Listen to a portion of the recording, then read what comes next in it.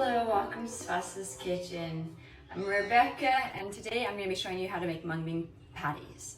So I'm absolutely obsessed with mung bean patties. I am a mung bean patty. If you are what you eat, I am a mung bean patty.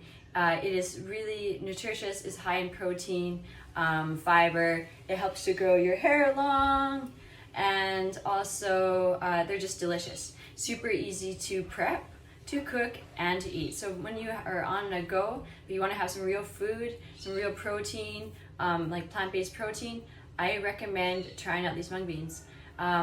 It is a very, very simple recipe. I know everybody says that, but this is, you couldn't be any more simple, and that is why I'm making this video, so that I can show people, because I normally will explain it, but it's better just to show. It's actually 4 ingredients. 1 ingredient, mung beans. 2, water. 3, cumin. And 4, a little bit of ghee for in the frying pan. And then you can add salt to taste as well, of course. Let's get to it.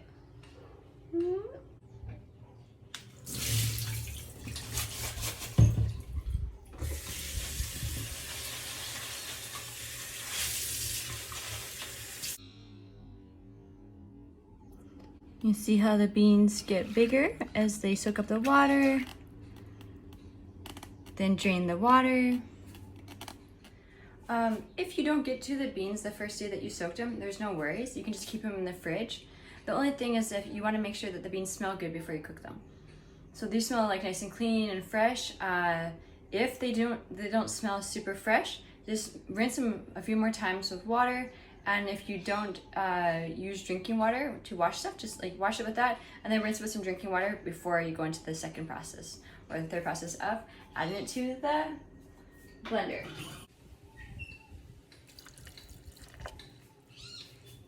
And next step, we're gonna add cumin. Cumin, you can add it's like a tablespoon, or you know, you can just measure with your hand. I'm gonna finish that up.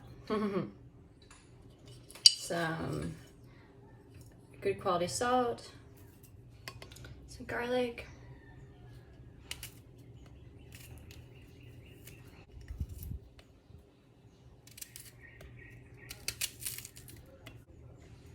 never cut towards yourself.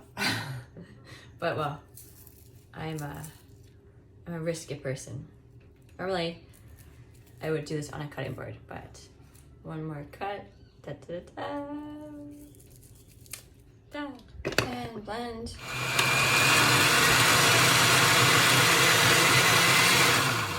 So that's going okay, but adding a little bit more water will help that go.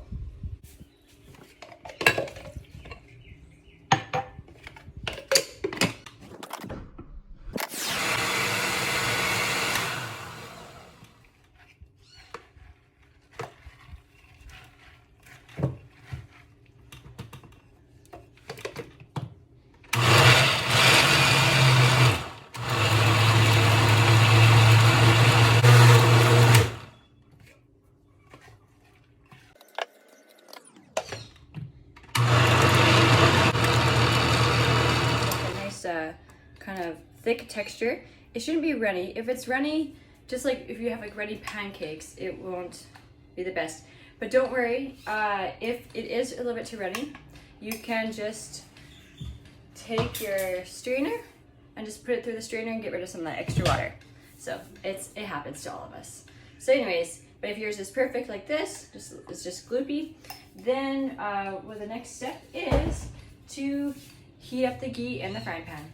So today I'm using this ghee. You can get ghee like in most like Indian sections of places, worldly sections, a lot of holistic stores. Ghee is just purified butter, and it's tridoshic in nature. So it's like a little bit, it's not too heavy, it's not too light, and even people who are lactose intolerant can normally take. While you're waiting for the ghee to melt, you can wash up the dishes, and then to know if it's ready, if it's hot enough, just throw a little bit of water. If it sizzles, it's good to go. So let's do this.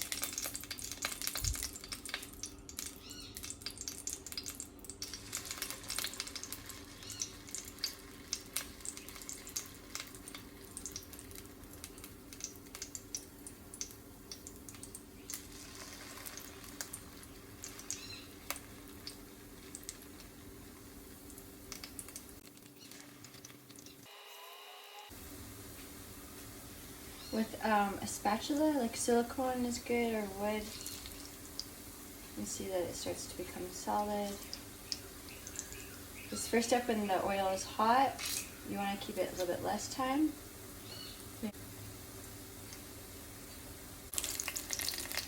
So that is good. We can probably have like a little bit darker color. So I'm just gonna leave it a couple more. It's just like a patty.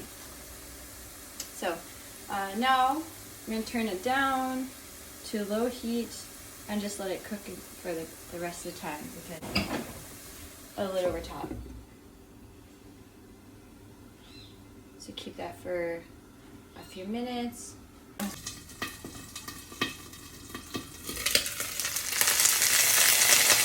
After, I don't know, if somebody knows how to not have that happen, let me know. But as far as I know, it's just that there is water in these, and as they cook, the water comes out. So yeah, now I flip it again. Now it's a little bit more brown.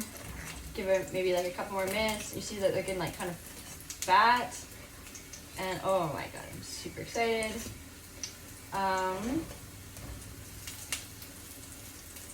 Just brown up on the other side a little bit more, just because as these are beans, you do want all of these to cook beans as, you know, really well, so that they're easier to digest.